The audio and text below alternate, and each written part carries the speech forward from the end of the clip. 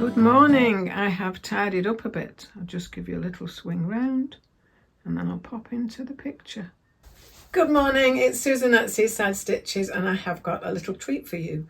So I'm just going to see if this is recording. Every time I've come on I've started to cough. I've managed not to cough in this introduction and now the electric's gone off because Alan is doing some electrical work and never mind that. Yes, this is what I want to show you.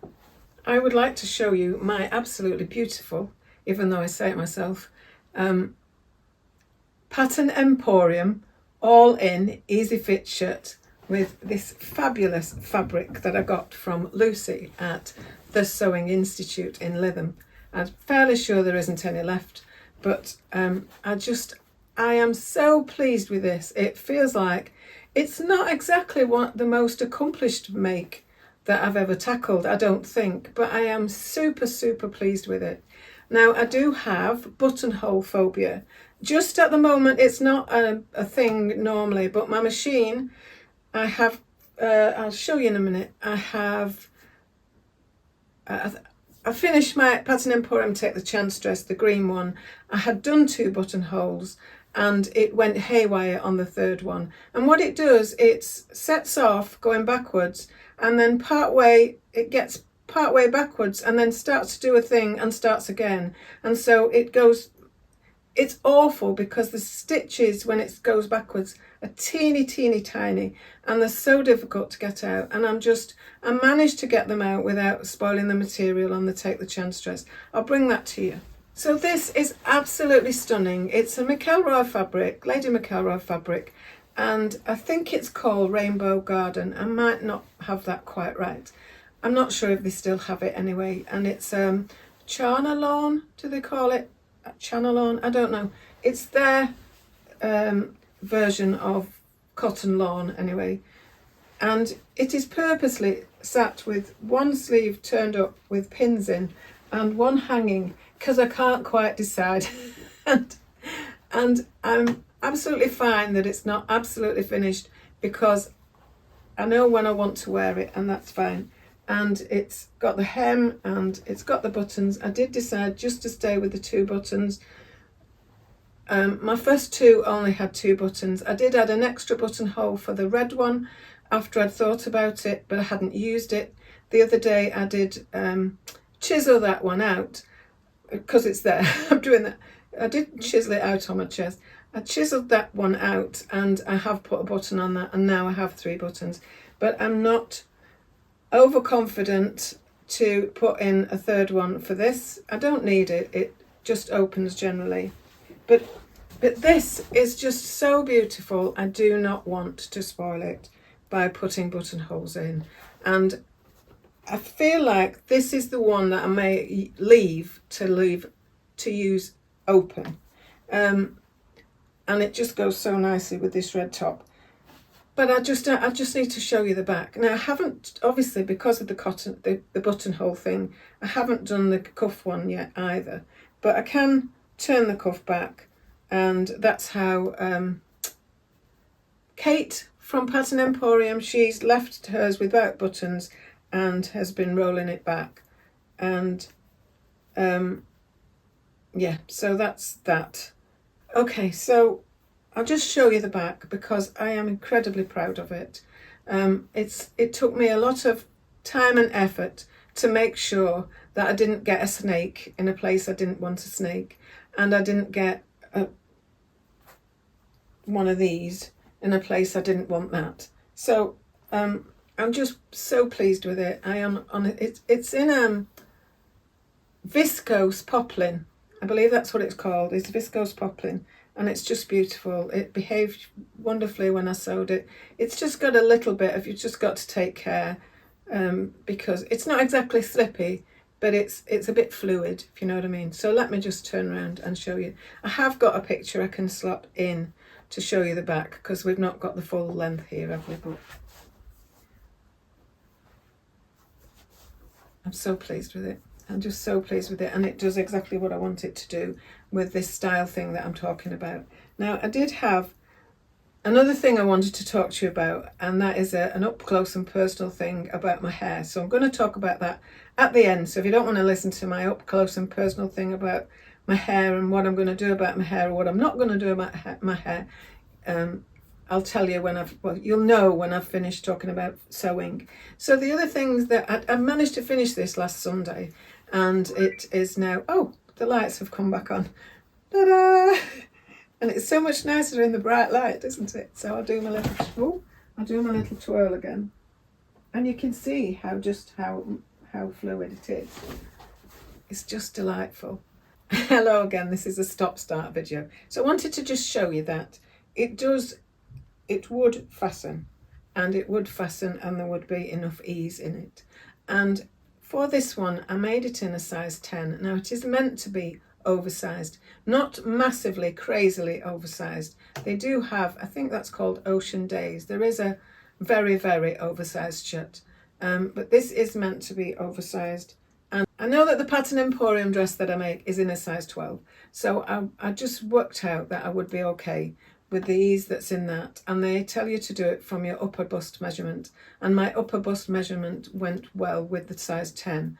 And also that even if your waist and hips are a little bit wider, then there is a kind of margin that they tell you, but that they thought that the idea is that a 10 would fit still. And I'm so pleased because it does, and I get this much better. The shoulder is meant to be slightly dropped, but for me it was just a little bit too much. So I took about 3/8 of an inch off. Okay, you aren't to know, but this video is becoming quite complicated. I've had quite a few issues just trying to make the video, and I like things to be fresh, so I don't like, and spontaneous, so I don't like having to go over something I've already said because it feels wooden and awkward. And so I'm just going to start kind of where I think I left off. Okay, so this is, it definitely does close. So there is plenty of room to put the buttons on and have it with enough ease at the back, and there is enough ease at the sides. So that's great. So I still may do that. I just need to get more confident. I have made a mock-up of another placket, and I have sewn 2 buttonholes with it. The first one didn't go crazy, but it was quite narrow where it shouldn't have been, and then it did the bar at the top, and then it came back down how it would normally do. So I know it's not functioning as I would like it. Anyway, so that I'm leaving all buttonholes for now. And I wasn't going to tell you about this because why do I need to, but I've realised what it is now. I know that this is in straight, this sleeve, and I know that the cuff is on right, except that when I did the pleats, I misunderstood where the dots were. I misunderstood whether I joined one of the dots to the other dot. That's what I did at first, and it seemed too narrow. And so I didn't do that. I used those dots to use almost like a half pleat from one dot to the other, and then the fold of that joined the other dot. And when I came to put the cuff on, I had too much room from the sleeve to get into the cuff. So I just turned over another piece, made myself another pleat really. But what I've done is taken too much from this side. And although this fits, it fits because some of this has gone over there. So I am now I've realised what it is. I don't know if you can see there's just a little twist, a little pull there. It's fine, but it's not quite right, and I'd like to have it quite right. So I will take that row of top stitching off, I'll take that cuff back, and I'll take that pleat out, redo those pleats, and I'll put them back on.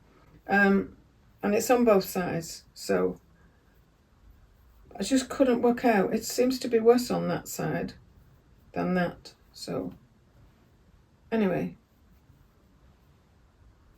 I think that one's not too bad. So anyway, it doesn't really matter. I don't need to scrutinize it. I just want to thank you all, because it's not just about you being there. It's me having that sense of, I've said this before, I don't know who I'm talking to. Sometimes I might be talking to 50 people. Sometimes I might be talking to 200 people.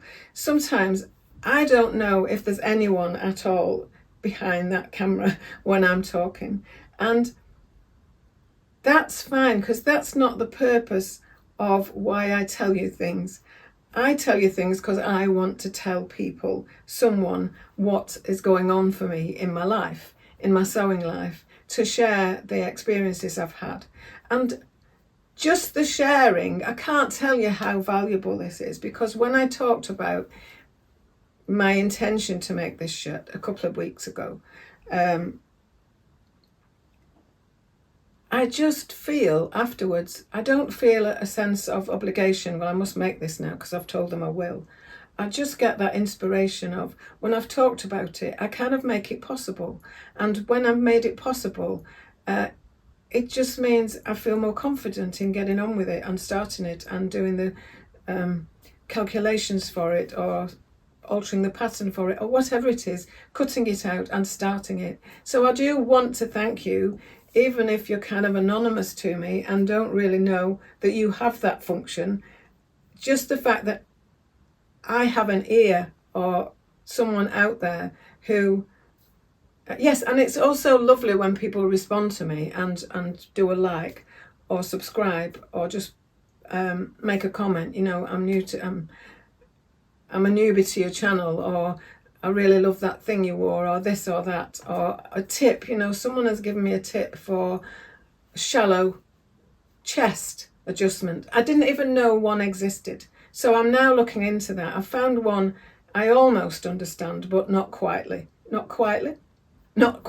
yet. So thank you for that. And it's just those interactions that you get with someone else, and someone else talking again when I said I didn't want to make all my clothes too small. I didn't want to alter all the clothes that are now too big. I just want to wait.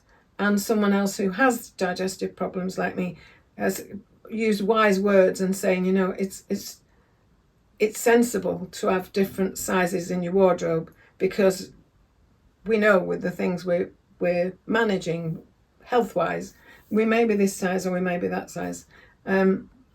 Anyway, never mind. I just wanted to thank you for your usefulness of being out there. So thank you for that. And just thank you for the joy that you bring me in being able to know that someone has watched it and hopefully has been inspired to do something, or find something, or look for a pattern, or anything really. I think most of you will. Oh, I'll just have an update on this.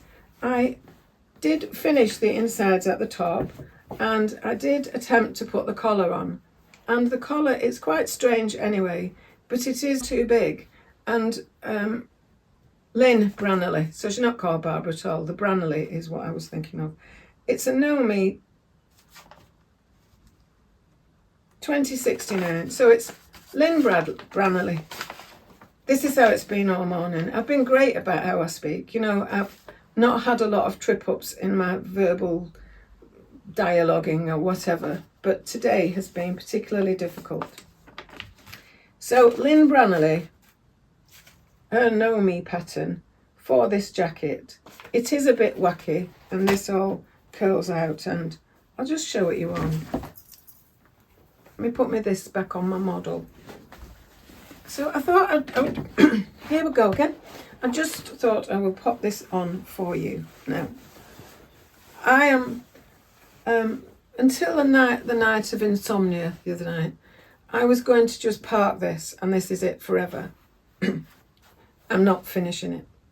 I don't want to cut another collar out. I didn't like the collar. It's quite a weird shape and it's strange.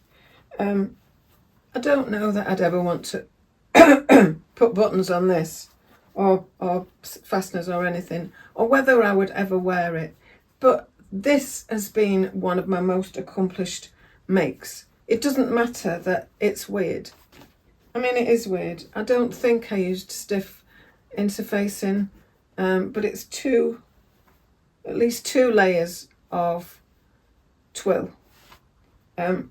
I like the idea of the pattern and the style of it, and I'll show you the back. I may have turned up the camera so it's a bit too high, but I'll put a photo in of what it's like. I don't know if I have a use for wearing it, and I don't know if I can be bothered to draft a different kind of collar. However, in the other night, I was thinking, could I not knock off the bottom bit and make it into a kind of cropped smitten jacket, which is another, sorry now, my ear's gone, Pattern Emporium smitten jacket, which is like a Wrangler jacket really, or a denim jacket kind of a thing. And I've got this far and it's not a bad fit bust-wise and shape-wise. So may I do that? I'm not sure. I do have more fabric. The sleeves, I wanted the sleeves. The sleeves are a puffed sleeve, but I would make it I did cut it bigger. I have the sleeves and I have the band for them. And I don't know if I'd want to do that or not. But I think for now, I'm going to park it. I'm going to look into putting a stand collar on it, I think, but not now. And maybe even not this year. I don't know. But I've got to start dismantling my sewing room because we're getting fairly close now to having the house valued. And I can't have this, which is really a double bedroom, looking like it's just a kind of storage, messy craft room. So I have to present it well. And so I've got to be putting away a lot of the things that I'm not going to deal with straight away. And I'd said last time that if it's something that would take about 3 hours to finish, then I'm fine to finish things. So I like the feel of it. I like the fact that I made it. I've never done anything with top stitching like this. I've never been brave enough to do 1/8 of an inch and then whatever that is, 3/8 or whatever it was, and to do these. And I'm so pleased with this. I'm more pleased with how I've managed to do this and my sticking power with it than I am with that, because that's all about the fabric. And this was so tricky to think about. Once you do it, it's done. It does have some issues in that I've adapted that a bit so that it covers up some, what would be, you sew that by hand just to neaten it like a ladder stitch or something. So you end up with that, and I wasn't happy with that. And I did do something, can't remember what I did. No, that's the right one. That's how it's meant to be. So I could take that down and put that over, which is what I've done. If I just show you,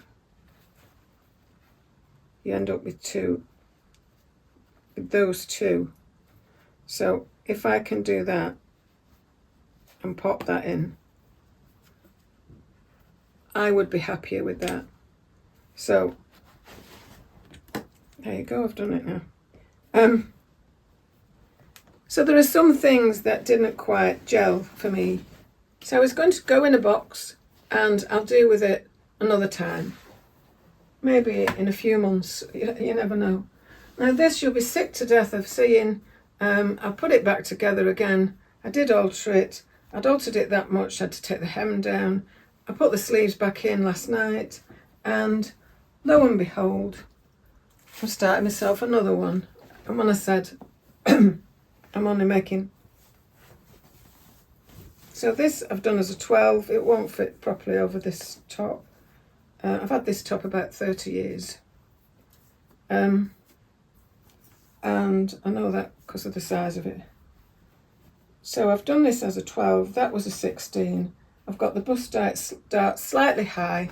I just spotted that on my pattern that is with a low bust adjustment, and I'd done it for the 16. So when I realised I'd done my dart marking, I'd left that at 16, although I'd trimmed the sides for the 12. So I've just got to take that out. I don't need to, but I want to just put that as the 12, where that should go. That's that. And then I've got the collar, and I've got the pieces for the frill already, and it's kind of an afternoon's work if I should want to do it. But it goes well with, again, I'm not saying I'd wear this underneath it, but it goes well with this black skirt.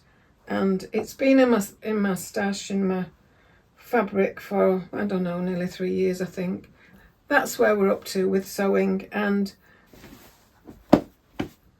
okay, anyway, so I'm going to tell you that this is some red needle cord that I bought at the same time as this to make an outfit. This was going to be a blouse, a shirt to go under a pinafore, like a dungaree pinafore. I never got round to making it, fortunately, because I don't think they'd suit me. I tried one on somewhere and they're just very straight up and down, and that's not me. And the other idea I had was the Jennifer Lauren